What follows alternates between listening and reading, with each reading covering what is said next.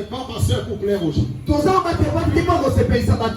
On est pasteur pour parler de la part de Dieu, ce que Dieu nous donne de parler. Vous avez longtemps joué. Nous lisons frère Bana. Je n'aurai même pas besoin de vos amens. J'ai dit dans le message, l'épître aux Éphésiens comparable au livre de Josué. Le 11 avril 64, paragraphe 27. Est-ce que vous aimez la parole de Dieu? Que vous aimez ou passez pas mon problème. Alors je lui ai donné le passage convaincant aux Écritures que des fois il s'effrayait et pénible un chemin au travers des champs sombres et beaux. J'avance, je saute, je vais jusqu'à fin 9. Avez-vous remarqué? Josué, avant qu'il traverse le Jourdain, Josué a dit, passez du milieu des camps, lavez vos vêtements et sanctifiez-vous, chacun de vous. Lavez vos vêtements, sanctifiez-vous, chacun de vous. C'est un message direct. Les vêtements sales représentent le péché. Dieu te parle directement.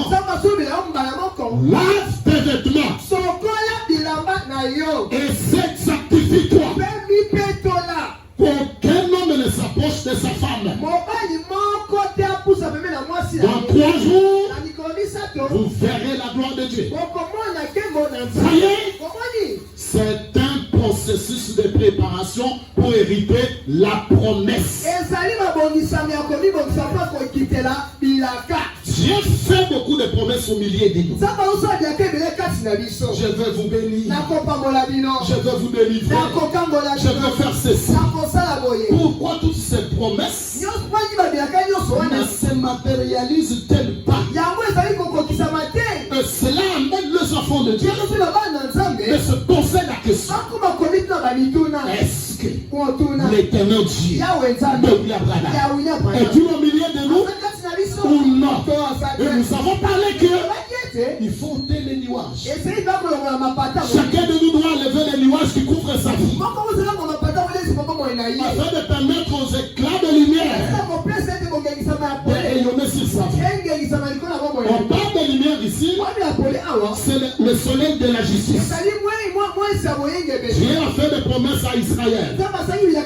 Mais quand le moment est venu pour que Dieu accomplisse ses promesses, le peuple de Dieu devait accomplir des exigences.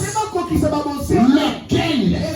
Sanctifiez-vous, nettoyez vos vêtements, séparez-vous de vos femmes. Car dans 3 jours, Dieu fera quelque chose.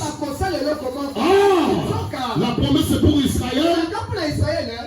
Dieu avait dit à Abraham la promesse de la terre promise, Palestine, qui devait être leur possession pour toujours. Et il devait demeurer dans ce pays pour toujours. Vous êtes là? Vous êtes là? Ça vous regarde si vous n'êtes pas là. 54. Et c'est là que l'église joue aujourd'hui. Pendant cette marche, savez-vous que votre propre conduite peut empêcher quelqu'un d'être guéri? Savez-vous ça? Est-ce que tu connais que ta vie que tu mènes à la maison empêche les gens d'expérimenter la gloire de Dieu? C'est ce qui amène le jugement de Dieu sur toi ce matin. Le jugement doit tomber sur toi. Ta conduite. Si cela empêche Dieu de bénir quelqu'un, de guérir quelqu'un, de sauver quelqu'un, le jugement est sur toi. Je sais qu'il n'y aura pas des amens. Oui. Savez-vous que votre propre conduite peut empêcher quelqu'un autre d'être guéri? Votre mauvaise conduite, c'est-à-dire quoi? Les péchés que vous gardez, vous ne voulez pas confesser. Vous qui vous dites croyants, peut être la cause de l'échec amer pour cette église ce matin.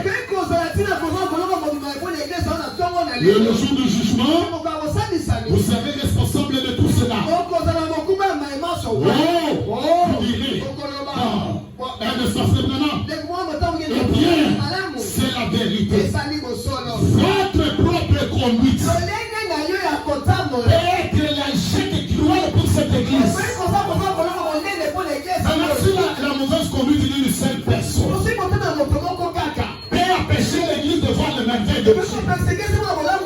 Et si nous avons 20 personnes qui se méconduisent, l'église sera ce qu'on appelle l'icabot. On aura des émotions, on aura des sensations, mais l'action du cinétique ne sera pas là. Mon frère, aujourd'hui, cet évangile c'est un coup de tonnerre. Si vous êtes dans cette condition, la seule chose qui peut enlever Dieu à arrêter ça, c'est quand tu peux te repentir. La mauvaise conduite d'une seule personne. L'église d'être bénie, d'être délivrée, d'être sauvée. Maintenant, si nous avons 20 personnes qui se reconduisent, comment pouvons-nous voir le lever de Dieu?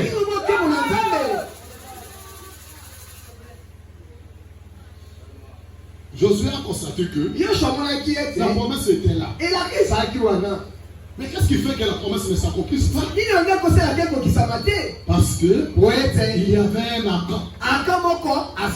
Il a touché aux interdits. Et cela a introduit la mort dans les camps. 16 personnes sont allées mourir innocemment sans qu'il y ait eu péché. Que le péché d'un accord a troublé tous les camps d'Israël. Le péché d'un huissier, le péché d'un vase, le péché d'un prédicateur, le péché d'une femme, le péché d'un homme peut être la cause cruelle de l'échec de cette église. Maintenant, le jugement de Dieu est sur toi. Au moins si tu te répands. Si tu ne te répands pas, tu vas mourir et être enterré. J'avais lu ça maintenant. Lorsque Dieu vous avertit pas à la prédication, première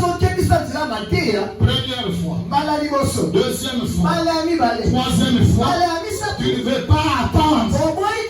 Tu continues dans ta vie là. La lame dit Dieu va abroger vos séjours sur la terre.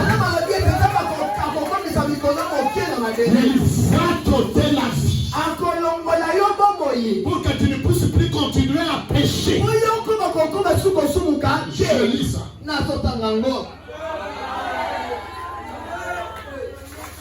Je proclame les jugements. Je continue. Nous lisons Hébreux chapitre 6, deuxième partie.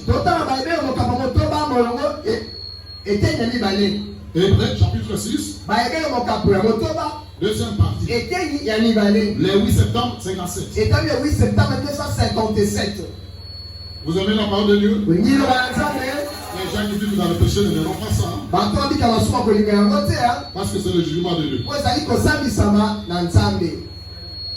Le Hébreux chapitre 6, deuxième partie.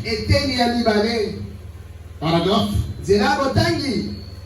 475, 476. 475 et 476. C'est ce que nous répétons. C'est la foi de Dieu en ces derniers jours. Dieu ne peut pas manquer de témoigner et confirmer. Nous disons ce que disent les Bibles. Que ça vous plaise ou pas, c'est Dieu qui parle. C'est Dieu qui s'adresse au cœur de ses enfants. C'est pourquoi je ne vais même pas vous regarder au front. Aujourd'hui, je ne regarde pas comme ça.